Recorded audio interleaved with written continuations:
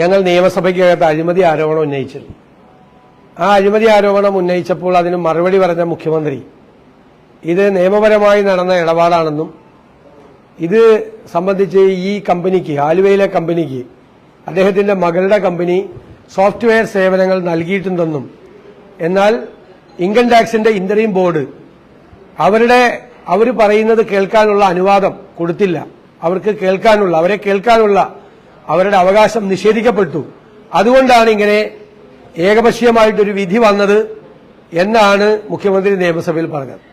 എന്നാൽ statutory അതോറിറ്റിയായ registrar of കമ്പനീസിന്റെ ബാംഗ്ലൂരിലെ report ഇപ്പോൾ പുറത്തു വന്നിരിക്കുകയാണ്. ആ റിപ്പോർട്ടിൽ വളരെ വ്യക്തമാണ് മുഖ്യമന്ത്രി പറഞ്ഞത് മുഴുവൻ പച്ചക്കള്ളമാണ്. കാരണം ഇവർ തമ്മിൽ നിയമപരമായ ഒരു ഇടപാടും നടന്നതായിട്ടുള്ള ഒരു രേഖയും ഹാജരാക്കാൻ പറ്റിയിട്ടില്ല. ഈ രണ്ട് കമ്പനികളും തമ്മിൽ സോഫ്റ്റ്വെയർ സർവീസ് ആലുവയിലെ കമ്പനിക്ക് ചെയ്തു കൊടുത്തു എന്നുള്ള എക്സാലോജി കമ്പനിയുടെ വാദം ശരിവെക്കുന്നതിന് ആവശ്യമായ ഒരു രേഖയും കൊടുത്തിട്ടില്ല. രണ്ട് കമ്പനികളും തമ്മിൽ ഉണ്ടാക്കിയിട്ടുള്ള കരാർ കൊടുത്തിട്ടില്ല. അവർ രണ്ടുപേരും തമ്മിൽ ഈ സർവീസ് നടത്തിയതിനെ സംബന്ധിച്ചുള്ള ഇടപാടുകളെ സംബന്ധിച്ചിട്ടുള്ള ഒരു കറസ്പോണ്ടൻസും ഹാജരാക്കിയിട്ടില്ല. ഒരു രേഖയും കയ്യിലില്ല. മാത്രമല്ല ആലുവയിലെ കമ്പനിയെക്കുറിച്ചുള്ള മുഴുവൻ വിവരങ്ങളും ആലുവയിലെ കമ്പനിയിലെ ഉദ്യോഗസ്ഥരുടെ മൊഴികൾ മുഴുവൻ അവരുടെ കയ്യിലുണ്ട്. ആ മൊഴികളിൽ പറഞ്ഞിരിക്കുന്നത് ഒരു തരത്തിലുള്ള സർവീസും ആലുവയിലെ കമ്പനിക്ക് കിട്ടിയിട്ടില്ല എന്നാണ്. അപ്പൊ സർവീസ് ചെയ്യാതെയാണ്, അതായത് ഞങ്ങളുടെ ആരോപണം, നിയമസഭയിൽ ഞങ്ങൾ ഉന്നയിച്ച അഴിമതി ആരോപണം, ആലുവയിലെ കമ്പനിക്ക് ഒരു സർവീസും സോഫ്റ്റ്വെയർ സർവീസും ചെയ്യാതെ മുഖ്യമന്ത്രിയുടെ മകളുടെ അക്കൌണ്ടിലേക്കും മകളുടെ പേരിലുള്ള കമ്പനിയുടെ അക്കൌണ്ടിലേക്കും 1,72,00,000 രൂപ ട്രാൻസ്ഫർ ചെയ്തു എന്നുള്ളതാണ്. സേവനം ചെയ്യാതെ ചെയ്ത ആ എമൗണ്ട് അത് കൃത്യമാണ്. ഇപ്പൊ രജിസ്ട്രാർ ഓഫ് കമ്പനീസ് പറയുന്നത് കമ്പനീസ് ആക്ടിന്റെ സെക്ഷൻ 447 448 ബാധകമാണെന്നാണ്. അതായത് തെറ്റായ രേഖകൾ ഉപയോഗിച്ച് പ്രതിഫലം കൈപ്പറ്റി, ഫ്രോഡ് നടത്തി, അതായത് സർവീസ് ചെയ്യാതെ പണം വാങ്ങിച്ചു. ഈ രണ്ട് കമ്പനീസ് ആക്ടിന്റെ 447 448 പ്രകാരമുള്ള കുറ്റമാണ് ഈ കമ്പനിയും കമ്പനിയുടെ ഉടമയും ചെയ്തിട്ടുള്ളത് എന്നാണ് സ്റ്റാറ്റ്യൂട്ടറി അതോറിറ്റിയായ രജിസ്ട്രാർ ഓഫ് കമ്പനീസിന്റെ റിപ്പോർട്ടിൽ പറയുന്നത്. മാത്രമല്ല മറ്റൊരു കമ്പനിയുമായി ഇടപാട് നടത്തുമ്പോൾ ആലുവയിലെ കമ്പനി അതിന്റെ ബോർഡ് ഓഫ് ഡയറക്ടേഴ്സിനെ അറിയിക്കണം.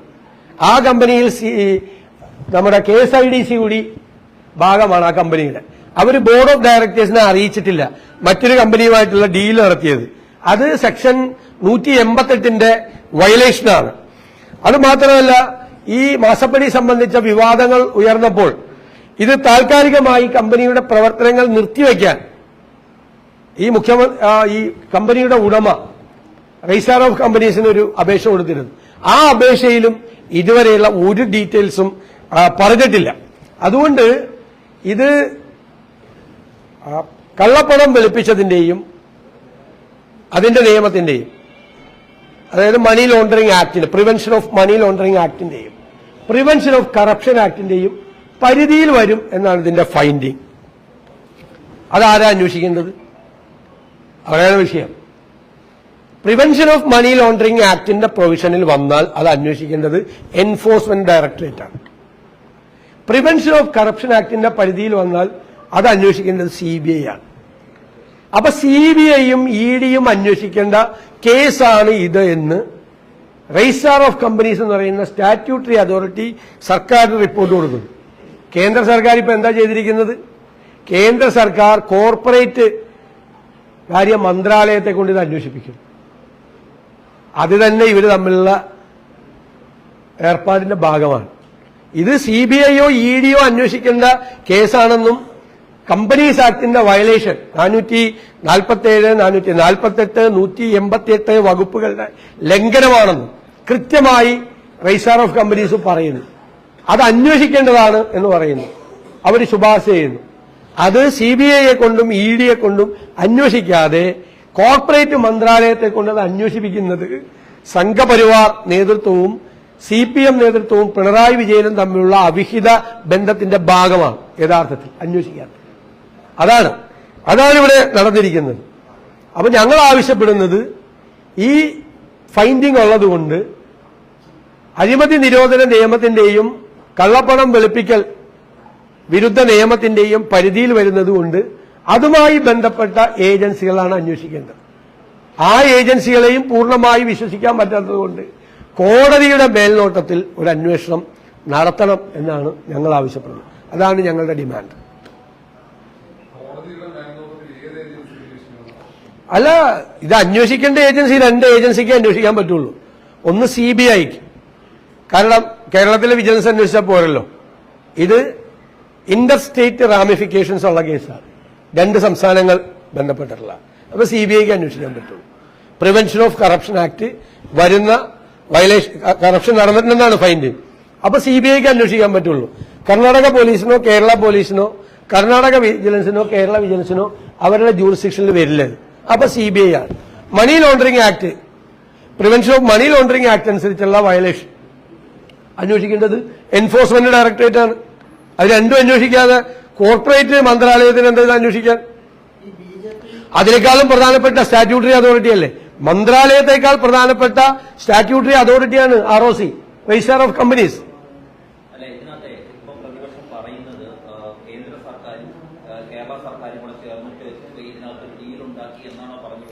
അല്ല, എന്തുകൊണ്ട് അന്വേഷിക്കുന്നില്ല എന്നുള്ള ചോദ്യമാണ് ഞങ്ങൾ ഉയർത്തുന്നത്. നേരത്തെ തന്നെ SNC ലാവ്ലിൻ കേസിൽ, സ്വർണ്ണ കള്ളക്കടത്ത് കേസിൽ, ലൈഫ് മിഷൻ കോഴ കേസിൽ, ഇതിലെല്ലാം ഇവർ തമ്മിലൊരു ധാരണയുണ്ടാക്കിയിട്ടുണ്ട്. അപ്പൊ ഞങ്ങള് ഈ കേസിലും ഈ മാസപ്പടി കേസിലും കരുവന്നൂർ EDയുടെ അന്വേഷണത്തിലും ഒക്കെ ഞങ്ങൾ സൂക്ഷ്മമായി നിരീക്ഷിച്ചുകൊണ്ടിരിക്കുകയാണ്. തെരഞ്ഞെടുപ്പ് സായാഹ്നം കൂടിയാണ്. ഇവർ തമ്മിൽ സെറ്റിൽമെന്റ് ഉണ്ടാക്കാനുള്ള വകുപ്പാക്കി ഇതിനെ മാറ്റുമോ എന്ന് ഞങ്ങൾ സംശയിക്കുന്നു. ഞങ്ങള് നേരത്തെയുള്ള മുൻകാല അനുഭവങ്ങളുടെ പശ്ചാത്തലത്തിലാണ് ഞങ്ങൾ സംശയിക്കുന്നത്.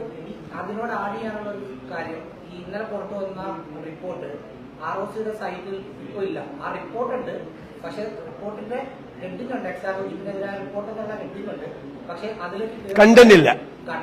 പക്ഷെ ഇന്നലെ വരെ ഉണ്ടായിരുന്നു. അതൊക്കെ ഇപ്പൊ ആളുകളുടെ കയ്യിൽ കിട്ടിയല്ലോ, നമ്മുടെയൊക്കെ കയ്യിലുണ്ട്. നമ്മുടെ എല്ലാവരുടെ കയ്യിൽ കിട്ടി. ഇതിപ്പോ രേഖകളിൽ നിന്ന് മാറ്റിയിട്ട് കാര്യമുണ്ടോ? അതെനിക്കറിയില്ല, ആയിരിക്കും. രണ്ട് സ്റ്റേറ്റുകൾ തമ്മിലുള്ള കേസാണ്. അപ്പം ഒരു ഹൈക്കോടതി അന്വേഷണം പോലെ സുപ്രീം കോടതി നേരിട്ട് ഏതെങ്കിലും റിട്ടയർഡ് ജഡ്ജോ അല്ലെങ്കിൽ നിലവിൽ സിറ്റിംഗ് ആയ ജഡ്ജിയുടെ നേതൃത്വത്തിലോ അങ്ങനെ സുപ്രീം കോടതി മേൽനോട്ടത്തിൽ അന്വേഷണം വേണമെന്നാണ് പ്രതിപക്ഷ ആവശ്യം. അല്ല, ഇത് യഥാർത്ഥത്തിൽ ഇത് ക്രൈമാണ് നടന്നിരിക്കുന്നത്. ക്രൈം അന്വേഷിക്കേണ്ടത് കൺസേൺഡ് ആയിട്ടുള്ള ഏജൻസികളാണ്. ഈ ഏജൻസികൾ സെറ്റിൽ ചെയ്യാന്നുള്ള പേടി കൊണ്ടാണ് കോടതിയുടെ ഇത്. അത് നമ്മൾ നിയമപരമായ വശം തേടിയിട്ട് ഞങ്ങളത് പറയും. നിയമപരമായ ഒരു പഠനവും കൂടി നടത്തിയിട്ട് ഏത് കോടതിയുടെ നേതൃത്വത്തിലാണ് ഇത് അന്വേഷിക്കേണ്ടത് എന്ന് പറയും. എവിടെയാണ് ഒഫൻസ് നടന്നത് എന്ന് നോക്കിയിട്ടാണ്.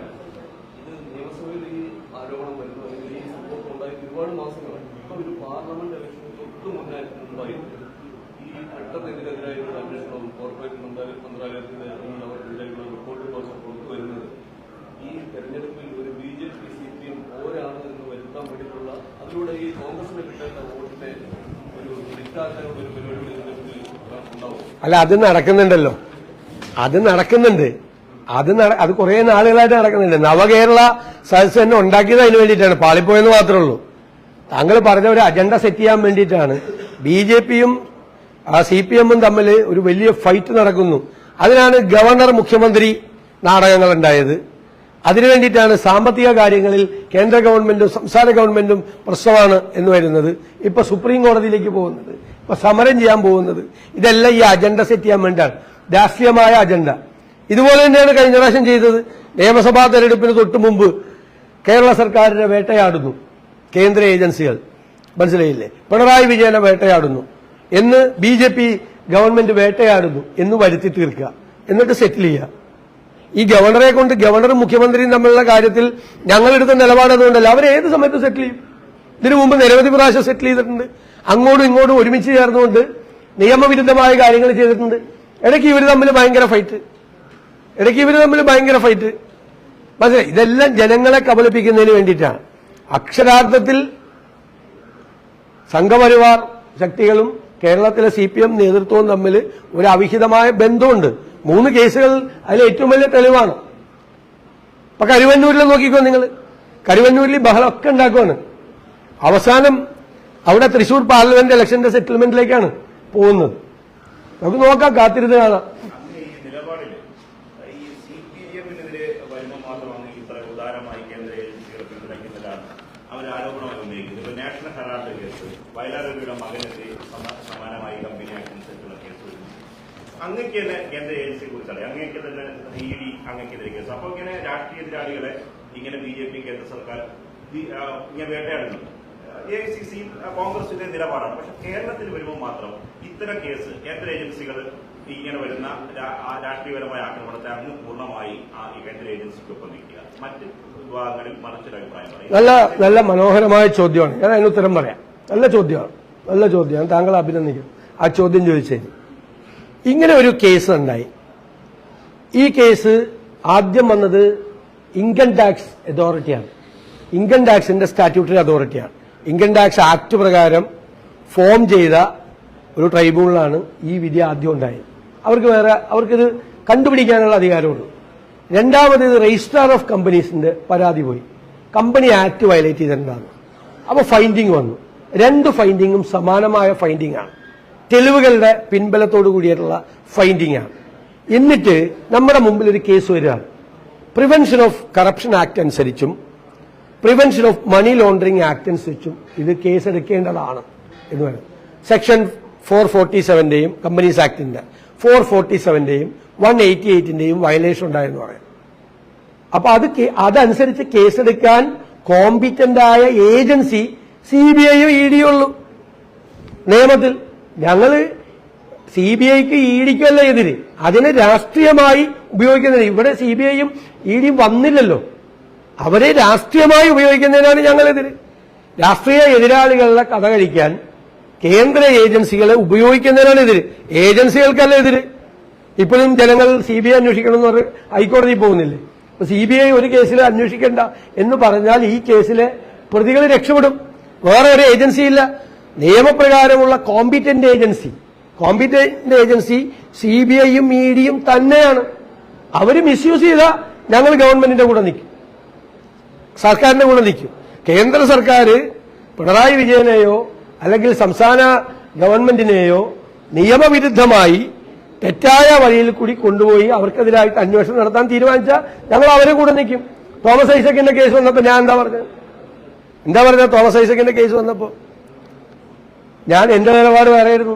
ED അന്വേഷിക്കേണ്ട ഒരു കേസ് അല്ല എന്നാണ് ഞാൻ പറഞ്ഞത്. ED അന്വേഷിക്കേണ്ട ഒരു കേസിൽ EDയുടെ പ്രൊവിഷന്റെ അകത്ത് വരില്ല എന്നാണ് പറഞ്ഞത്. എനിക്ക് അന്ന് തോമസ് ഐസക്കും ഞാനും തമ്മിൽ നിരന്തരമായി ഡിബേറ്റ് നടക്കുന്ന ആളാണ്. ഈ വിഷയത്തിലും ഡിബേറ്റ് നടന്നിട്ടുണ്ട്. ഈ ഇവിടെ പോയി പണം മേടിച്ചതിൽ. പക്ഷെ അവിടെ ED അന്വേഷിക്കാൻ വന്നപ്പോ അത് ED അന്വേഷണം നിൽക്കില്ല എന്നാണ് പറഞ്ഞത്. കോടതിയും ആ സ്റ്റാൻഡ് എടുത്ത് പിന്നീട് നിയമപരമായിട്ടാണ് ഞങ്ങൾ ഇതിനെ കാണുന്നത്. ഈ കേസിൽ എന്ത് ചെയ്യണം? അതുകൊണ്ടാണ് ഏതെങ്കിലും കോടതിയുടെ മേൽനോട്ടത്തിൽ ഈ അന്വേഷണം നടക്കണം. കാരണം അവരവരുടെ അധികാരം മിസ്യൂസ് ചെയ്യുകയും ചെയ്യരുത്, അവർ സെറ്റിൽ ചെയ്യുകയും ചെയ്യരുത്. CBIയെ കുറിച്ചും EDയെ കുറിച്ചുള്ള ഞങ്ങളുടെ കംപ്ലൈന്റ് രണ്ട് രീതിയിലാണ്. ഒന്ന്, അവർ അധികാരം ചില സമയത്ത് മിസ്യൂസ് ചെയ്യും. ചിലപ്പോൾ അധികാരം വർഗം ആവശ്യപ്പെട്ടനുസരിച്ച് അവർ സെറ്റിൽമെന്റ് നടത്തും. രണ്ടിനും ഞങ്ങളെതിരാ. കേരളത്തിൽ നടക്കുന്ന സെറ്റിൽമെന്റാണ്. അതാണ് കേരളത്തിൽ വരുമ്പോൾ ഞങ്ങൾ അഭിപ്രായം മാറുന്നത്. ഇപ്പൊ മുഖ്യമന്ത്രി പറഞ്ഞു പാലക്കാട് ഒരു വില്ലേജ് അസിസ്റ്റന്റിനെ വിജിലൻസ് പിടിച്ചു. 1.25 കോടി രൂപ ഇയാളുടെ ലോഡ്ജിലെ കിടക്കയുടെ ഉള്ളിൽ നിന്ന് പിടിച്ചു. അപ്പൊ മുഖ്യമന്ത്രി ചോദിച്ചൊരു ചോദ്യമുണ്ട്, വില്ലേജ് ഓഫീസറോട് ചോദിച്ചു, നിങ്ങൾ അറിയാതെ നിങ്ങളുടെ ഓഫീസിൽ 1.25 കോടി രൂപ കൈക്കൂലി മേടിക്കോ ആരെങ്കിലും? നല്ല ചോദ്യം. ഞാനതിനെ സ്വാഗതം ചെയ്തു. അതേ ചോദ്യം മുഖ്യമന്ത്രിയോട് ചോദിക്കുക. മുഖ്യമന്ത്രിയുടെ ഓഫീസിൽ ഒന്നാമത്തെ സ്ഥാനത്തിരുന്ന പ്രിൻസിപ്പൽ സെക്രട്ടറി 100 ദിവസം ജയിലിൽ കിടന്നു സ്വർണ്ണക്കള്ളക്കടത്ത് കേസിൽ. മുഖ്യമന്ത്രി അറിഞ്ഞില്ലേ? രണ്ടാമത് ലൈഫ് മിഷൻ ചെയർമാൻ മുഖ്യമന്ത്രിയായ ലൈഫ് മിഷൻ കോഴ കേസിൽ വീണ്ടും അദ്ദേഹം ജയിലിൽ പോയി. മുഖ്യമന്ത്രി അറിഞ്ഞില്ല. മുഖ്യമന്ത്രിയിലേക്ക് വന്നില്ലല്ലോ അന്വേഷണം. SNC ലാവിൽ എന്താ നടക്കുന്നത്? 138 പ്രാവശ്യമാണ് CBI വക്കീൽ ഹാജരാകാതെ. CBI കൊടുത്ത പെറ്റീഷൻ, CBI വക്കീൽ കോടതി പോവില്ല, സെൻട്രൽ ഗവൺമെന്റിന്റെ വക്കീലും കോടതി പോവില്ല. ഇവര് തമ്മിൽ ധാരണ ആർക്കറിയാൻ പാടില്ലാത്ത. അപ്പൊ ഇതിലതിന് ധാരണ വരാൻ പാടില്ല. ഇത് അന്വേഷിക്കാൻ വിജിലൻസിന് അന്വേഷിക്കാൻ പറ്റുമെങ്കിൽ ഞാൻ വിജിലൻസ് അന്വേഷിക്കണമെന്ന് പറയുള്ളൂ. ഇത് വിജിലൻസ് കോമ്പിറ്റന്റ് അതോറിറ്റി അല്ല. ഈ രണ്ട് ഏജൻസിക്ക് ഇന്ത്യയിൽ ഈ കേസ് അന്വേഷിക്കാൻ പറ്റുള്ളൂ. രണ്ട് സ്റ്റാറ്റ്യൂട്ടറി അതോറിറ്റിയുടെ ഫൈൻഡിംഗ് ആണ്. അപ്പോഴും അത് അന്വേഷിക്കാതെ കേന്ദ്ര ഗവൺമെന്റ് എന്താ ചെയ്യുന്നത്? വീണ്ടും കോർപ്പറേറ്റ് മന്ത്രാലയം ഇൻകം ടാക്സ് ആക്ട് അനുസരിച്ച് രൂപീകരിച്ച ആ അതോറിറ്റിയെക്കാളും രജിസ്ട്രാർ ഓഫ് കമ്പനി എന്നുള്ള സ്റ്റാറ്റ്യൂട്ടറി അതോറിറ്റിയെക്കാളും വലുതാണോ കോർപ്പറേറ്റ് മന്ത്രാലയം? അപ്പൊ ധാരണയുണ്ട്. ആ വ്യത്യാസം പറയാം. ROC ഒരു സ്റ്റാറ്റ്യൂട്ടറി അതോറിറ്റിയാണ്, ഫൈൻഡിംഗ് ആണ്. അവർക്ക് ഇൻവെസ്റ്റിഗേറ്റിംഗ് പവേഴ്സ് ഇല്ല. കമ്പനീസ് ആക്ടിൽ വേറെ ഇൻവെസ്റ്റിഗേഷൻ, വേറെ എൻക്വയറി വേറെ. ഇത് ഒരു കമ്പനീസ് ആക്ടിന്റെ പരിധിയിൽ നിന്നുകൊണ്ടുള്ള ഒരു അന്വേഷണത്തിൽ നിന്ന് കിട്ടിയതാണ്. ഈ ഇൻവെസ്റ്റിഗേഷൻ നടത്തേണ്ടത് വേറെ ഏജൻസിയാണ്, ഇൻവെസ്റ്റിഗേറ്റിംഗ് പവേഴ്സ് ഉള്ള ഏജൻസിയാണ്. അപ്പൊ അത് ഇവർക്ക് ഈ ശിക്ഷ വിധിക്കാൻ പറ്റുമോ? അല്ലെങ്കിൽ അല്ല, ഞാൻ പറഞ്ഞത് ROCക്ക് ഒരു കോടതിയിൽ ചാർജ് ഷീറ്റ് കൊടുക്കാൻ പറ്റുമോ? പറ്റില്ല. 447, 448 അനുസരിച്ച് ഇവർ കുറ്റക്കാരാണെന്ന് പറഞ്ഞ് ഏതെങ്കിലും ഒരു കോടതിയിൽ, ഒരു ട്രയൽ കോർട്ടിൽ, ED കോർട്ടിലോ CBI കോർട്ടിലോ ഒരു കുറ്റപത്രം സമർപ്പിക്കാൻ ROCക്ക് പറ്റില്ല. കുറ്റപത്രം സമർപ്പിക്കണമെങ്കിൽ ചാർജ് ഷീറ്റ് സമർപ്പിക്കാൻ കോമ്പിറ്റന്റ് ആയ ഏജൻസി അന്വേഷണം നടത്തിയിട്ട് കൊടുക്കാൻ പറ്റില്ല. അതാ വ്യത്യാസം.